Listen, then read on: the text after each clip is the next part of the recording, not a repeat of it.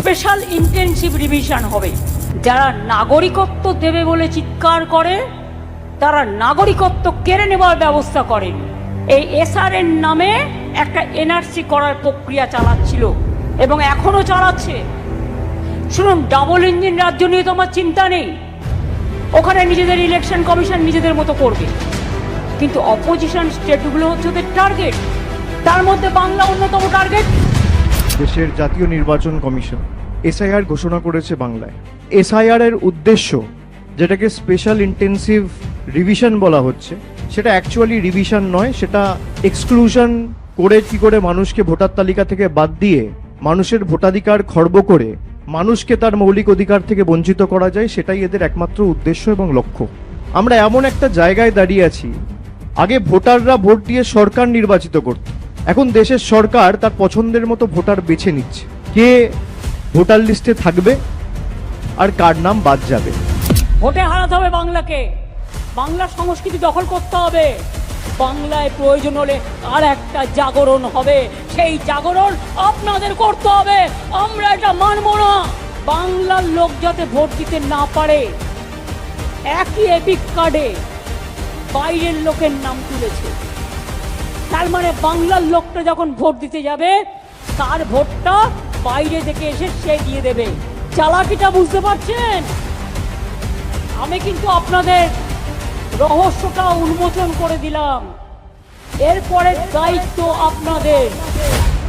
সুধী কৃষ্ণচন্দ্রপুর গ্রাম পঞ্চায়েত এলাকার সকল নাগরিক বৃন্দ, এত দ্বারা আপনাদের সকলকে জানানো যায় যে ইতিমধ্যে আপনারা অবগত হয়েছেন যে আগামী 4 নভেম্বর মঙ্গলবার থেকে এসআইআর এর কাজ শুরু হচ্ছে। ভারতবর্ষের জাতীয় নির্বাচন কমিশন দ্বারা নিযুক্ত বিএলওগণ আপনাদের বাড়িতে বাড়িতে যাবেন ইনুমেরেশন ফর্ম বিলি করার জন্য। আপনারা আতঙ্কিত হবেন না। বাংলার জননেত্রী মমতা ব্যানার্জি ও সর্বভারতীয় তৃণমূল কংগ্রেসের সাধারণ সম্পাদক, ভারতবর্ষের লোকসভার দলনেতা সাংসদ অভিষেক বন্দ্যোপাধ্যায় পরিষ্কারভাবে বলেছেন, একজনও বাংলার যোগ্য ভোটারকে আমরা কোনোভাবে এই ভোটার লিস্ট থেকে বাতিল হতে দেব না।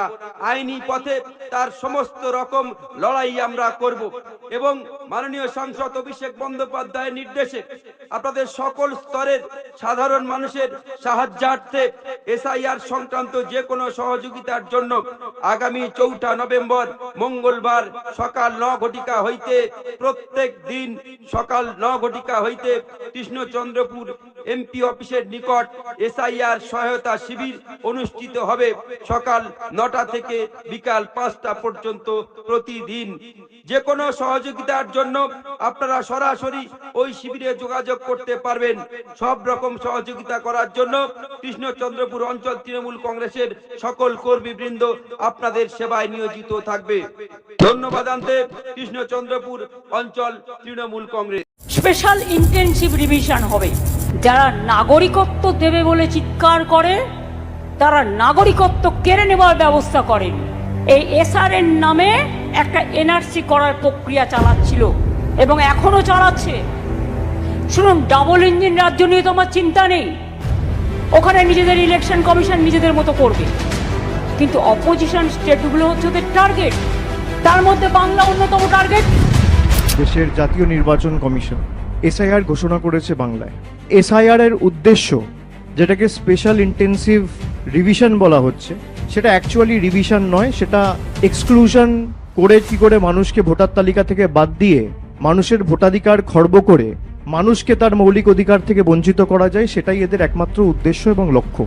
আমরা এমন একটা জায়গায় দাঁড়িয়ে আছি, আগে ভোটাররা ভোট দিয়ে সরকার নির্বাচিত করত, এখন দেশের সরকার তার পছন্দের মতো ভোটার বেছে নিচ্ছে কে ভোটার লিস্টে থাকবে আর কার নাম বাদ যাবে। ভোটে হারাতে হবে বাংলাকে, বাংলার সংস্কৃতি দখল করতে হবে, বাংলায় প্রয়োজন হলে আর একটা জাগরণ হবে, সেই জাগরণ আপনাদের করতে হবে। আমরা এটা মানব না। বাংলার লোক যাতে ভোট দিতে না পারে, একই এপিক কার্ডে বাইরের লোকের নাম তুলেছে, তার মানে বাংলার লোকটা যখন ভোট দিতে যাবে তার ভোটটা বাইরে থেকে এসে সে দিয়ে দেবে। চালাকিটা বুঝতে পারছেন?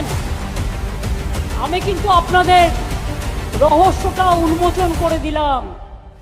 এরপরের দায়িত্ব আপনাদের।